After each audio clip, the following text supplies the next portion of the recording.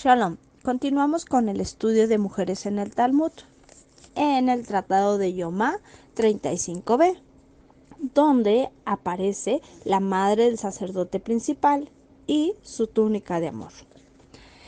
Enseñó Rab Huna Bar Yehuda, o bien Rab Shemuel Bar Yehuda, cuando el sacerdote principal terminaba la serie inicial de los servicios de Yom Kippur dentro del Kodesh HaKodashim, el lugar más sagrado del templo, donde vestía las 4 vestimentas de lino especiales, podía cambiarse esas prendas con la túnica que su madre hizo para él. La única condición era que el sacerdote donara oficialmente esta prenda para el uso del gran templo. El Talmud pregunta, ¿no es obvio que si donaba la vestimenta tenía permitido usarla? Y este mismo responde, que podríamos haber pensado que el sacerdote no donaría la túnica de todo corazón, y por ende no sería válido que realizara el servicio con esa prenda, porque le pertenecía a él. Por lo tanto, el Taná, el sabio del Talmud, nos enseña que no debemos preocuparnos por ello.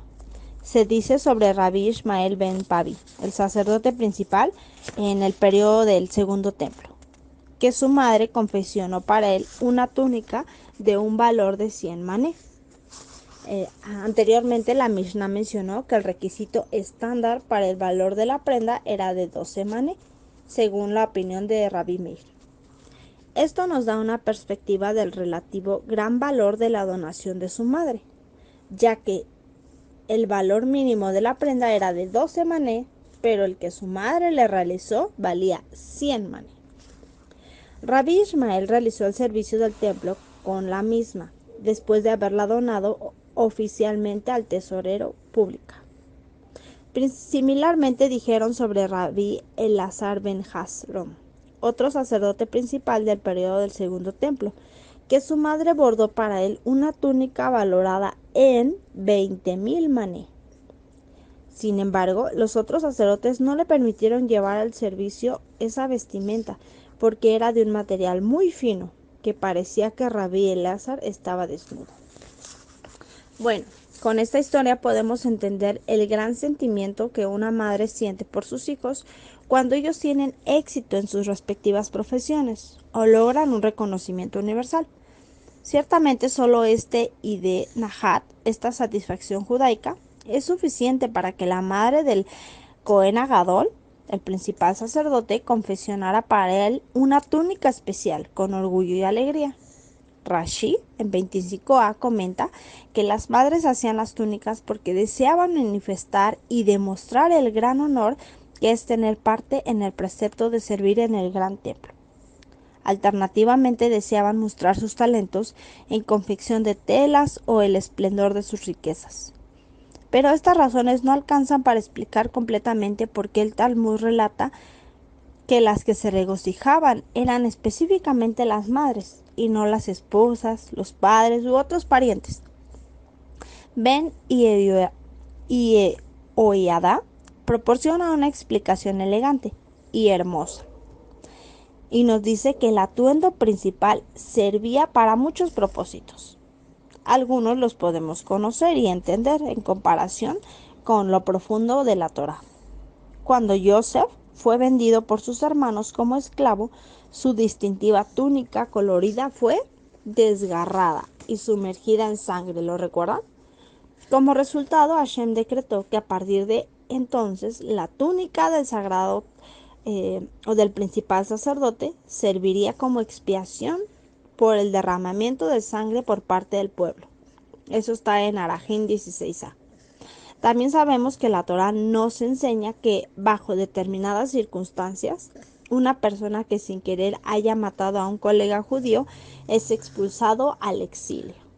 Esta expulsión de su hogar a una de las ciudades especiales de refugio no era por un periodo específico, de meses o años, sino dependía de la esperanza de vida del sacerdote. ¿Sí lo recuerdan esa parte? Mientras el sacerdote estuviera vivo, el asesino involuntario debía permanecer dentro de la ciudad de refugio. Nuestros sabios comentan que se trata de un castigo apropiado, ya que la tasa de muerte accidental de alguna manera está relacionada con el sacerdote. Y el ejemplo que él da es que su sagrado comportamiento y sus plegarias por la nación judía repercuten. Naturalmente, si la condena de una persona dependía de la muerte del sacerdote, los exiliados estarían constantemente rezando para que falleciera y así pudieran tener su libertad. Por lo tanto, la madre del sacerdote principal asistía rutinariamente en la provisión de alimentos y vestimenta a los hombres exiliados. ¿Para qué? Para asegurarse que sus vidas fueran cómodas y fáciles, haciendo que no valga la pena que ellos recen por la prematura muerte del sacerdote. Es decir, la madre cuidaba al hijo y cuidaba al exiliado. Por lo tanto, ahora podemos comprender que el tejido de la túnica encaja perfectamente con el concepto. Si la túnica proveía expiación, por lo tanto también debía evitar el derramamiento de la sangre innecesariamente. Esta es la más eficaz idea que la madre del sacerdote podía realizar. Después de todo, si no hay un asesinato accidental, entonces no habría exiliados en las ciudades de refugio y por tanto no había quien deseara la muerte del sacerdote principal. Por último, el Maharsha en Yoma 47a brinda una sugerencia interesante sobre la identidad de la madre de Rabbi Ishmael. Se trataba de la famosa Kimhit la Justa. Aparece en el Tratado de Yoma 47a. En ese libro, para una descripción más completa, los invito a leerla. Y bueno, entonces aquí nos damos cuenta en esta historia que el amor de una madre trasciende fronteras. Precisamente, la madre del sacerdote principal no solamente estaba preocupada porque su hijo vistiera una túnica bonita, una túnica bordada, hecha por ella, sino que además veía más allá.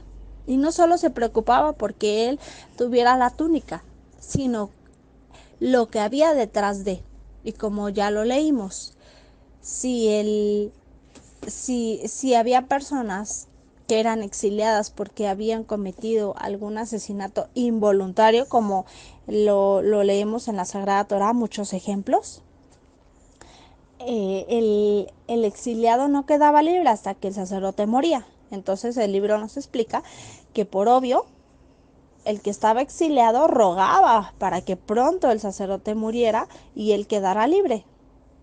Pero aquí la madre era muy sabia y pensaba, si hay alguien exiliado va a estar pidiendo porque mi hijo muera y obviamente iba a haber sufrimiento. Entonces ella iba y les brindaba alimento y ropa al exiliado y seguía cuidando y pidiendo por su hijo. De esa forma no había dolor. Nos damos cuenta de la visión más allá que tienen las madres, ¿no? Se dice que la mujer tiene un sentido más. Y este precisamente es del velar por los suyos, de cuidarlos, de ver más allá.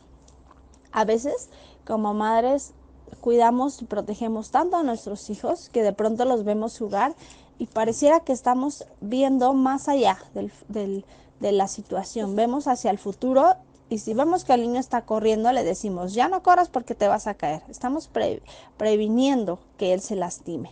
Igual con el esposo, si en algún momento vemos que está fallando en alguna parte, debemos avisarle, encender ese foquito rojo para que él pueda escuchar y percatarse de eso. Porque a veces pareciera que la persona se da cuenta, pero como hombres no siempre es así. Entonces es una de las tareas que nosotras tenemos que hacer, como madres, como esposas, como hijas también. Recordemos que los sabios dijeron que tenemos la obligación de hacerle saber a una persona cuando está fallando. Entonces no debemos callarnos. Obviamente hay maneras de hacerlo. Y si así la madre del gran sacerdote bien podía ir y reclamarle al exiliado y decirle, es que tú estás aquí porque ciertamente fue algo involuntario, pero debiste tener cuidado y no pidas para que mi hijo muera. Pero no fue así. Ella lo hizo con amor y de la misma manera su hijo estaba protegido, por decirlo así, con esa túnica.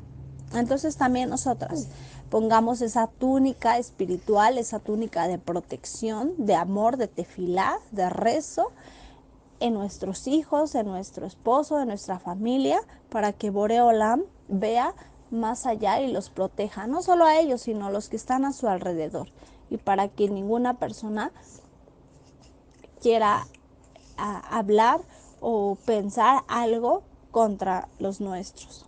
Que Hashem nos ayude a ser sabias, a darnos cuenta, para abrir nuestros ojos y nuestros sentidos espirituales y poder visualizar y actuar como las madres de los sacerdotes principales, o del sacerdote principal que veía más allá de una túnica y un cuidado. Shalom.